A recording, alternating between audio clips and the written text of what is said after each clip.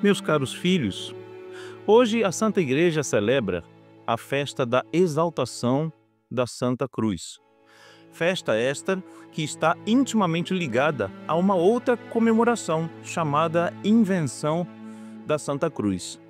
A palavra invenção aqui tem a sua origem no latim do verbo invenire, que quer dizer achar, encontrar, e não criar algo novo, como é o sentido moderno da palavra inventar na língua portuguesa. Então, a invenção da Santa Cruz, quando a gente ouvir isso, festa da invenção da Santa Cruz, significa a lembrança do encontro, quando a Santa Cruz, o lenho da cruz de Nosso Senhor, foi encontrado. Já vamos falar sobre isso daqui a pouquinho. Um pouco de história, então.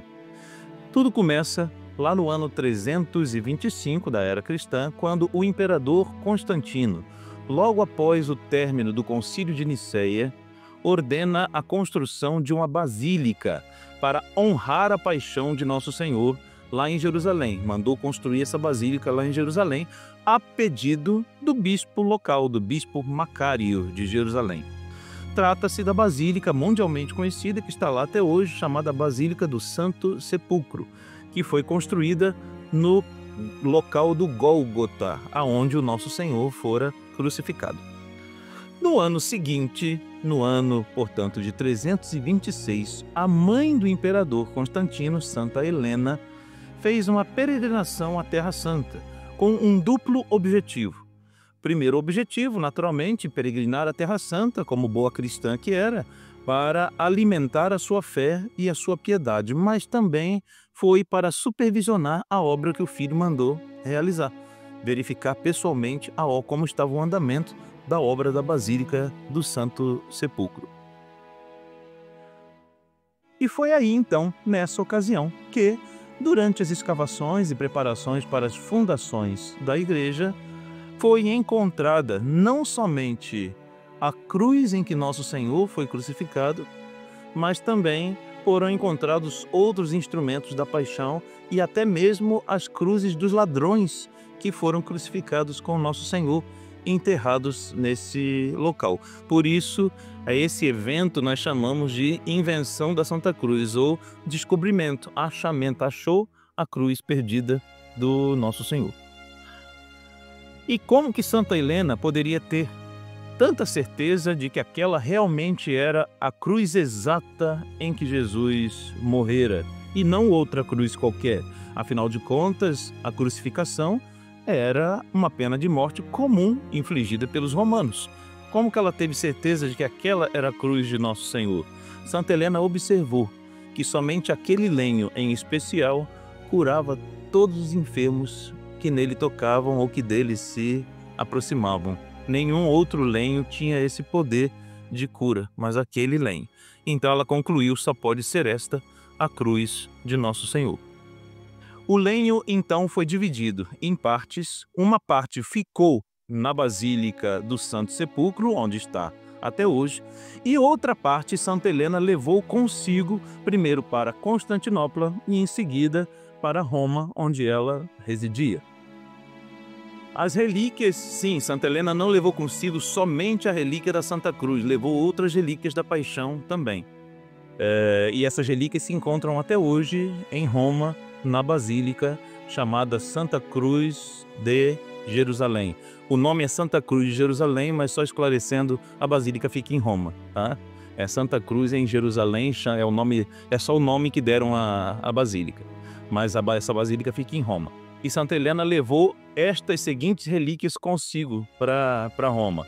Então, um fragmento da cruz de Cristo Nosso Senhor, um pedaço da placa onde estava escrita a inscrição Jesus Nazareno, Rei dos Judeus, um dos cravos que fixou Nosso Senhor na cruz, um dos pregos, 2 espinhos da coroa de espinhos e um fragmento da coluna onde Jesus foi amarrado e açoitado. Então e mais um pedacinho da cruz do bom ladrão ela levou também. Então levou com alegria isso, claro, as relíquias foram recebidas com alegria, com imensa alegria na Cidade Santa, e Santa Helena mandou transformar uma das salas da sua residência, que ela morava no Palácio Cessoriano, chamado Palácio Cessoriano. Ela mandou então reformar uma dessas salas do seu palácio, da sua residência, e transformar uma capela onde as relíquias foram depositadas. Mais tarde, o Palácio Cessoriano passou por mais uma reforma e foi transformado na Basílica de Santa Cruz, em Jerusalém, onde as relíquias estão até os dias de hoje para visitação pública, inclusive quaisquer fiéis que forem a essa basílica em Roma poderão visitar de perto. Claro que está protegida por relicários, né? Mas poderão ver as relíquias de perto, até hoje estão lá. Mais tarde, isso então, portanto, no ano 326.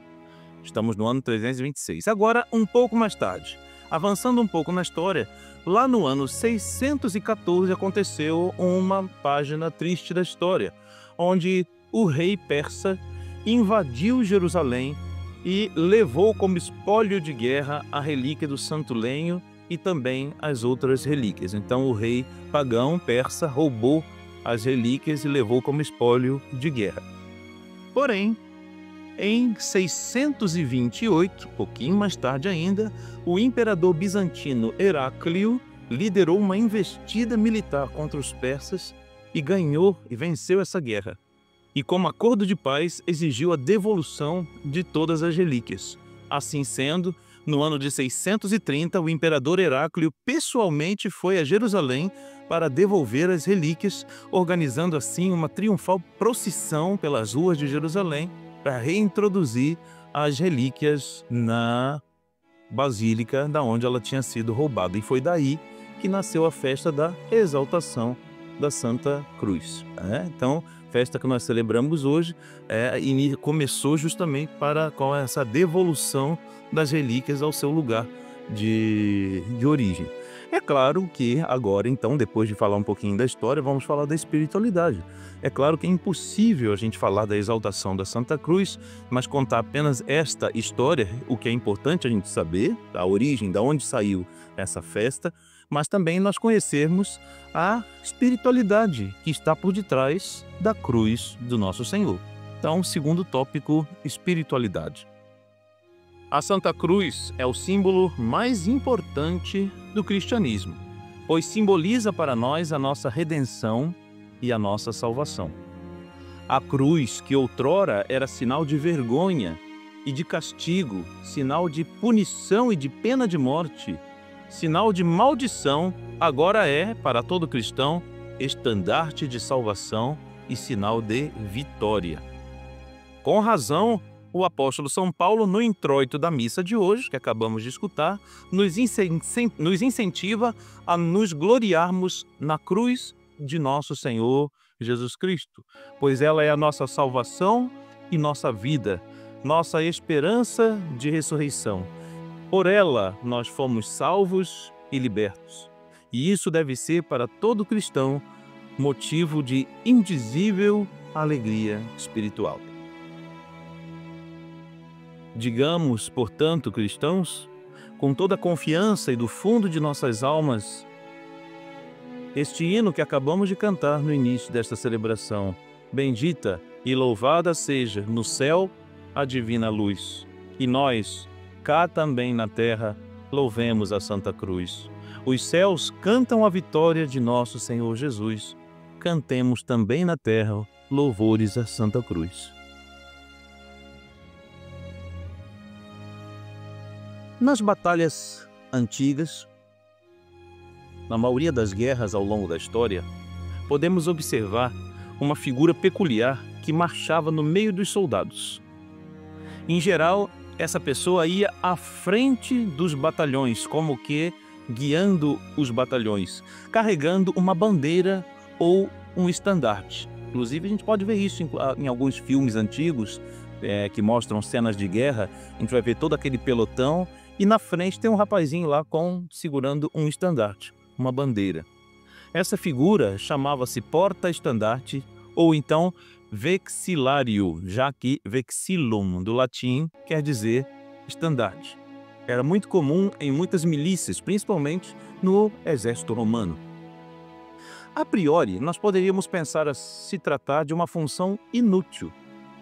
No meio de uma batalha, um homem segurando um estandarte, qual a função disso? Poderíamos pensar. No entanto, os estandartes de guerra, eles tinham funções bem peculiares. É mais do que parece. 3 funções principais, pelo menos, tinham um estandarte. Primeiro, o estandarte era um sinal de orgulho e de pertencimento. Os soldados que marchavam sob um estandarte transmitia para o exército inimigo uma silenciosa mensagem que dizia: temos orgulho do nosso rei e temos orgulho de pertencer à nação a qual pertencemos. Inclusive, alguns estandartes antigos eles se tornavam muito conhecidos, porque naturalmente trazia o brasão de família do rei. Então, é o desenho de um leão, a família tal era representada por um leão, a outra família era representada por uma águia, a outra família... Então, geralmente, vinha aquele animal bordado no estandarte, ou aquele símbolo bordado no estandarte, de modo que o exército inimigo, ao olhar ao longe, já identificava, já está caminho em nossa direção o exército da família tal, ou do reinado tal, dos nossos inimigos, né? Então, era uma maneira também de identificação, mas era um sinal de pertencimento. Os soldados marchavam com orgulho, erguendo aquele estandarte, uma maneira de dizer: tenho orgulho de pertencer a este rei, tenho orgulho de pertencer a esta nação. Segundo, quanto mais imponente, quanto mais majestoso fosse o estandarte, mais servia para impressionar o inimigo e intimidar o inimigo. Terceiro, servia também para indicar aos soldados, imagina, no meio da confusão da batalha, indicar de que lado estava o seu exército, para ele não estar lá no meio do campo inimigo achando que estava em grande vantagem. Então, para indicar de que lado está o seu exército, e principalmente o estandarte normalmente indicava mais ou menos a localização do capitão. Ele sabia onde estava o seu líder. Procura o estandarte, meu líder, meu capitão está mais ou menos naquela direção. O que isso tudo a ver tem com a festa da Santa Cruz? Vamos lá. A Santa Cruz é o estandarte do cristão, como assinala, inclusive, um antiquíssimo hino da tradição cristã, o Vexilla Regis, composto por Venâncio Furtado no século VI, que nós usamos até hoje na Semana Santa. Marchar sobre o estandarte da cruz deve ser para nós, todo cristão, motivo de orgulho. Servimos ao Rei dos Reis e pertencemos à pátria celestial. Devemos ostentar com orgulho este divino estandarte e mostrar ao mundo: este é o estandarte do nosso rei. Inimigos, tremam. Ele indica para nós onde está o nosso verdadeiro general, a quem nós devemos seguir, a quem nós devemos servir. Diz este hino antigo: do rei avança o estandarte, fulge o mistério da cruz, onde por nós foi suspenso o autor da vida, Jesus. O crucifixo com a imagem de Nosso Senhor crucificado tem a mesma função dos estandartes.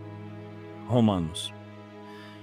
Estão bem diante dos nossos olhos para nos recordar um amor tão extremoso que não hesitou em ser suspenso por nós no madeiro. Ele se fez maldito por nós, como ensina São Paulo na carta aos Gálatas, capítulo 3, versículo 13. A importância de rezar piedosamente diante de um crucifixo. Quão perniciosa é a tendência moderna de retirar a imagem de Jesus crucificado dos crucifixos. Muitos deixam uma cruz vazia ou até substituem a imagem do crucificado por uma imagem de Jesus ressuscitado. Mas, na realidade, não foi a ressurreição de Cristo que nos redimiu, mas a sua paixão e morte. Árvore esplêndida e bela, de rubra púrpura ornada, de os santos membros tocar, digna só tu foste achada. Ó cruz feliz dos teus braços, do mundo o preço pendeu, balança foste do corpo, que ao duro inferno venceu. Como poderíamos ignorar ou abrandar as memórias deste lenho tingido de vermelho com o preciosíssimo sangue do nosso Senhor? Devemos olhar com profundo amor para o crucifixo e pensar que foi neste lenho sagrado que os sagrados membros do nosso Senhor foram cravados, a fim de vencer o inferno por mim, para me arrebatar das garras do inferno. Sim, foi por mim. Devemos nos prostrar diante do crucifixo e chorar com horror pelos nossos pecados, pois foi por causa deles que o justo e inocente foi condenado a morrer. Olhai, olhai, cristão, para o crucifixo. Olhai e não ouseis desviar o vosso olhar. Acaso não tivestes coragem na hora de pecar? Agora contemplai o fruto da vossa obra.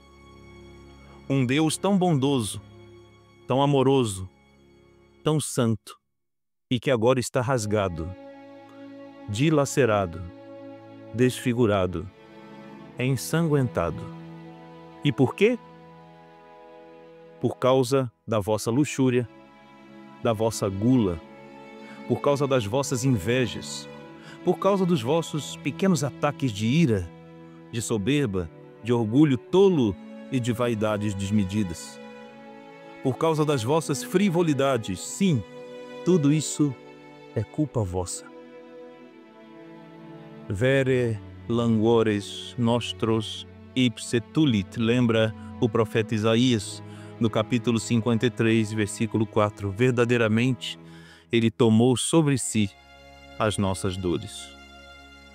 Chorai, ó cristão, chorai como São Pedro arrependido. Chorai como a pecadora que banhou os pés do Senhor com suas lágrimas. Chorai, ó cristão, prostrado diante do crucifixo e implorai o perdão divino pelos vossos pecados.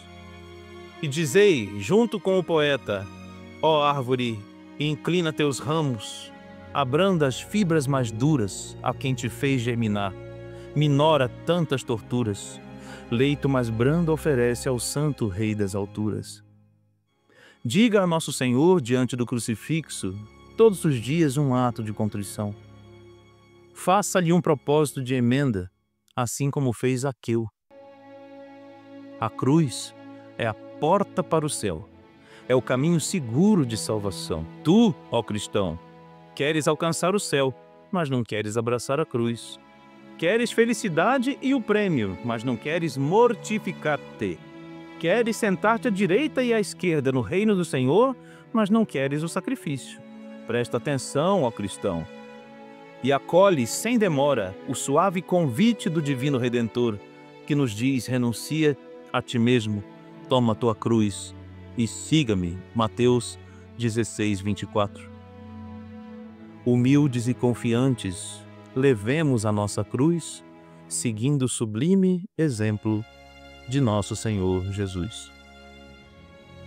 Esse próximo parágrafo foi uma ideia, perdoe-me se a ideia parecer um pouco tola, mas tive essa inspiração, escrevi e resolvi partilhar convosco. A geometria e a matemática da cruz. A Santa Cruz é um forte símbolo de fé, não só pelas razões que nós já apresentamos até agora, mas até mesmo na sua forma ela tem algo a nos comunicar. A cruz consta de duas hastes, uma horizontal e outra vertical. A haste vertical nos lembra a ligação entre o céu e a terra. Se pelo pecado a ligação do homem fora rompida com Deus, foi pelo sacrifício de nosso Senhor na cruz que essa amizade foi restituída, religada. A haste horizontal nos lembra o amor incondicional de Deus para com todos os homens, a ponto de não poupar o seu próprio filho, mas de o entregar por todos nós, conforme nos lembra São Paulo aos Romanos, capítulo 8, versículo 32. Mas também nos lembra do amor que devemos, não só para com Deus, mas para com o nosso próximo. Então, a haste vertical a ligação entre o céu e a terra, a haste horizontal, o amor de Deus por todos os homens e o amor que nós devemos para com Deus e para com o nosso próximo. Amar a Deus sobre todas as coisas e amar ao próximo como a si mesmo é melhor do que todas as leis e os profetas.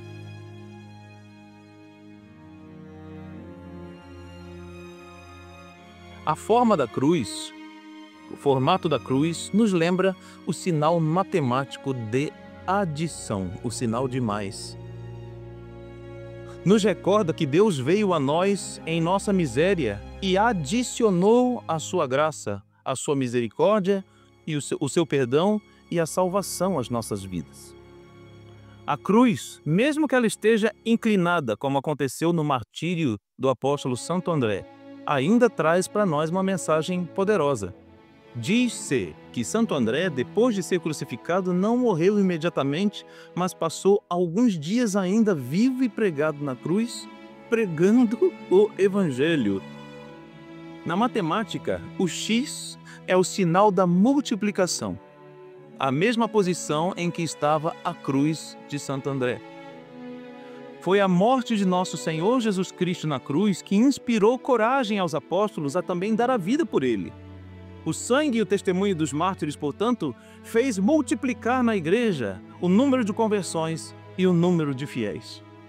Enquanto o demônio só vem nos trazer subtração e divisão, a cruz para nós é sinal de soma e de multiplicação. A cruz como arma eficaz contra Satanás. Salve, ó altar, salve, vítima, eis que a vitória reluz. A vida em ti fere a morte, morte que a vida conduz. A cruz é a arma eficaz contra o demônio.